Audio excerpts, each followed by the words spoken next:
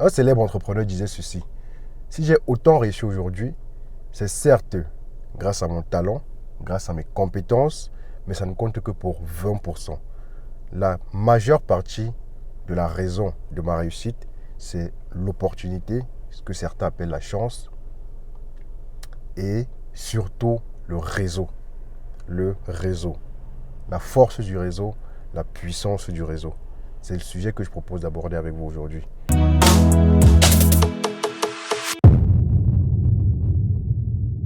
Bonjour à tous, bienvenue sur Diaspora Africaine, chaîne dont l'objectif est d'inspirer et outiller les jeunes de la diaspora sur deux thématiques clés: la réussite à l'étranger et le retour en Afrique. Donc si ce sont là des sujets qui t'intéressent, alors tu t'abonnes sur la chaîne. Donc aujourd'hui, comme je le disais, je propose qu'on discute du réseau. Ce sujet m'a été inspiré par quoi?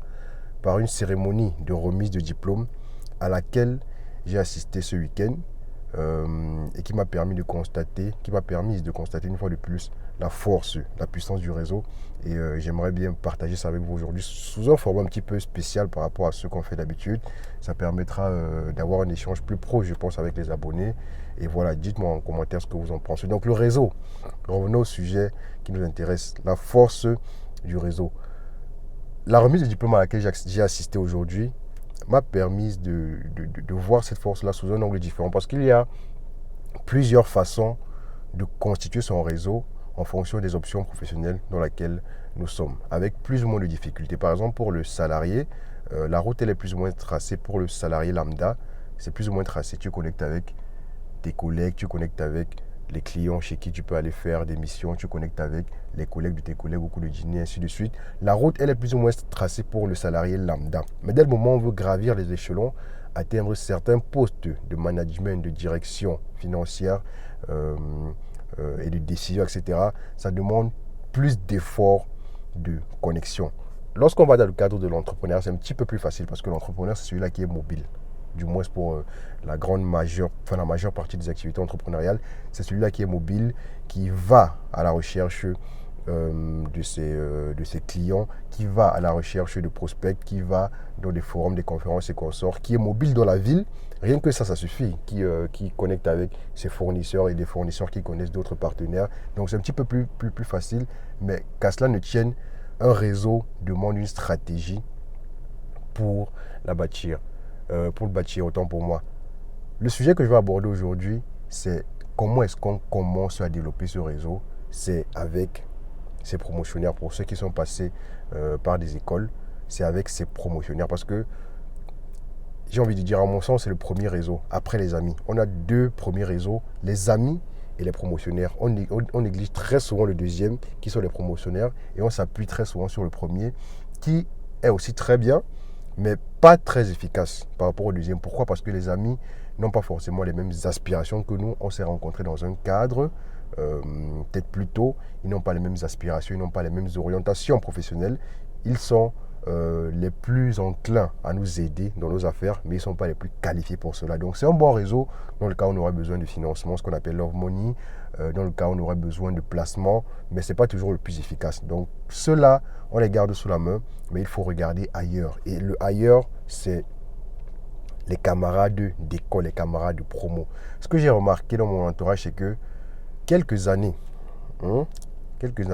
après les sorties d'école, le lien qui existe entre tous les camarades de promo se décompte avec le temps. Les liens se dispatchent parce que, notamment pour ceux qui sont à l'étranger, parce que l'on parle d'abord pour la diaspora, ceux qui sont à l'étranger vont dans plusieurs villes après leurs études pour trouver de l'emploi. Et donc le lien a tendance à se dilater avec le temps et puis disparaître. Et c'est une très mauvaise idée, c'est une très mauvaise façon de faire, parce que c'est du réseau qu'on perd.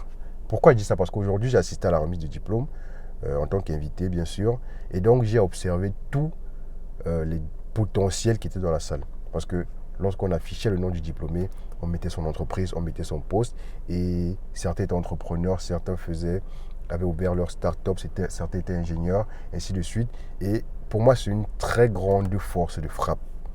Très grande force de frappe qu'il faut exploiter. Vous devez avoir le numéro de tous vos promotionnaires dans votre téléphone, suivre leur parcours. Moi, c'est ce que je fais sur LinkedIn. C'est très facile aujourd'hui. Dès que tu as le nom de quelqu'un, tu peux voir comment il évolue dans sa carrière, voir dans quelle ville il est, voir dans quelle entreprise il est et trouver le moyen de garder le lien. Ça, on le verra à la fin de cette vidéo rapidement. Donc ça, c'est très important. Je vais appuyer sur une chose, enfin sur deux choses. La première des choses que j'ai déjà dit au préalable, c'est que les liens se dilatent avec le temps d'avec nos camarades de promotionnaires, mais ils se dilatent encore plus d'avec ceux qui ne sont pas nos semblables communautaires. C'est-à-dire, pour le cas, par exemple, prenons le cas d'un Tchadien qui évolue à l'étranger, donc il y a une classe majoritairement belge ou allemande, dans le cas où il est en Allemagne. Les liens vont se dilater avec ces semblables communautaires, autant pour moi, mais encore plus vite, encore plus rapidement, encore plus fortement d'avec ses camarades qui ne sont pas de la même communauté que lui. Or, c'est une très grosse erreur, parce que c'est ceux-là qui sont à même d'avoir certaines opportunités qui peuvent nous être utiles. Donc, aujourd'hui, c'est un appel à tous les nouveaux diplômés, tous ceux-là qui sont diplômés peut-être depuis longtemps, mais qui ont encore des moyens d'entrer en contact avec leurs camarades, de tisser ces liens de réseau. Ce n'est pas des liens d'amitié forcément, c'est du réseau, c'est ce qu'on appelle camarades d'affaires, camarades d'opportunités. Donc tisser ces liens, entretenez-les, gardez-les bien solides, parce que vous en aurez besoin fortement demain. Pour ceux qui ont des ambitions dans leur carrière, qui veulent être salariés, qui ont des ambitions, pour ceux qui ont des ambitions dans leur projet, pour ceux qui veulent être entrepreneurs, pour ceux qui ont des ambitions dans leur projet de freelance, parce que pour être freelance, il faut avoir des prospects dans des entreprises. Et pour entrer dans ces grandes entreprises, ça demande ce qu'on appelle le piston. Et le piston, ça s'obtient avec le réseau. Il faut s'ouvrir au monde, s'ouvrir aux gens, s'ouvrir aux cultures et connecter, faire ce qu'on appelle connecter. Comment connecter? C'est très facile, c'est pas très compliqué, je voulais dire. C'est déjà avec pour moi, le meilleur moyen, c'est le contact physique, donc face à face, visu in situ, face à face. Et c'est l'opportunité que l'école vous donne d'être tout le temps ensemble. C'est le meilleur moyen parce que ça permet de se faire une idée rapide de la personne. Est-ce que c'est une personne fiable? Est-ce que c'est une personne avec qui on peut bien s'entendre? Est-ce que c'est une personne sincère, ainsi de suite? Et le contact passe plus rapidement comme ça. Et dès que c'est fait, vous échangez des contacts, des mails. Et de temps en temps, peut-être une fois par mois, une fois par trimestre, c'est un petit message. Comment tu vas, ça se passe bien, etc. Comment tu vas, ça se passe bien, etc.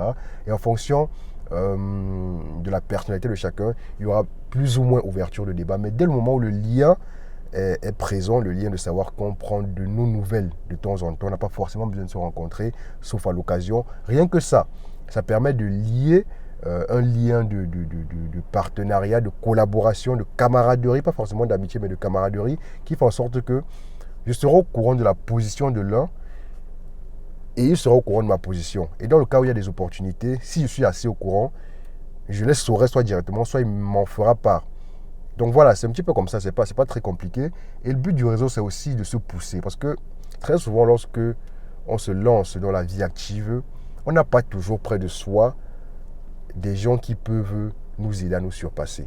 Parce qu'ils n'ont pas forcément la même direction que nous. Tu peux avoir près de toi un ami qui excelle dans un domaine, mais un domaine qui ne te parle pas forcément, donc ça ne te pousse pas à sortir de tes lauriers plus que ça. Donc le réseau qui a la même vision que toi, la même orientation que toi, tu le pousses, il te pousse, tu le pousses, il te pousse, tu le pousses, il te pousse. Ah, tu es où? Tu touches combien? Je suis là-bas. Parce que tu as telle compétence. Ok, je vais acquérir cette compétence pour toucher aussi ce même montant. Ah, tu es où? Tu as réussi à prospecter dans cette entreprise. Tu as fait comment? Tu as procédé comment? D'accord, je vais faire dans la même entreprise de ma ville. Tu me pousses, je te pousse, tu me pousses, je te pousse. C'est ça l'autre force du réseau. Parce que on avance, enfin, seul on va loin, mais ensemble, seul on va vite, mais ensemble on va plus loin. C'est ce qu'on dit d'habitude. Et là, le réseau, c'est un autre biais par lequel cela peut être possible. Maintenant, une fois que c'est sorti, parce que je voulais parler principalement du réseau dans le domaine académique, comment l'entretenir, enfin, à quel point il est important et après comment l'entretenir. Mais après, derrière, c'est de dire aux gens également que dans la vie active, ça c'est un corollaire de ce sujet, dans la vie active, faites le nécessaire, mettez des stratégies en place pour développer votre réseau. C'est très important. Parce que les gens, il y a des gens qui ont des personnalités qui naturellement attirent. Donc ceux-là n'ont pas besoin de faire d'efforts. Mais il y en a d'autres dont ce n'est pas le cas. Et je pense même qu'ils constituent la majorité. Ça, j'en suis presque convaincu. Donc, ceux-là ne doivent pas rester tranquilles et se dire les choses vont se faire toutes seules, mais aller vers les autres. Mettez une stratégie en place. Lisez des livres, regardez des conférences, etc. Comment approcher l'autre. Les schémas humains sont établis. Les schémas humains sont établis et standardisés. Il y en a certes qui sont dans les limites, qui sortent de la courbe de Gauss. Ça, la courbe de Gauss.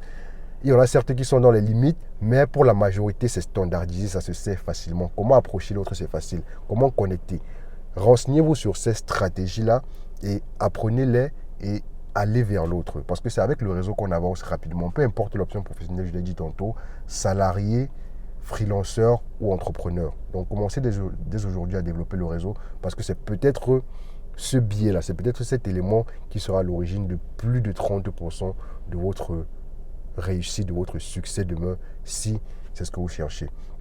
Donc c'est le petit sujet, le petit thème que je voulais partager avec vous aujourd'hui. Dites-moi ce que vous en pensez en commentaire. J'ai hâte de vous lire.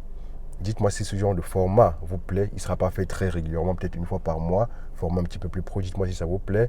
Et puis on se dit à la prochaine. À très bientôt pour une prochaine vidéo. D'ici là, très bonne journée à vous. Portez-vous bien et salut.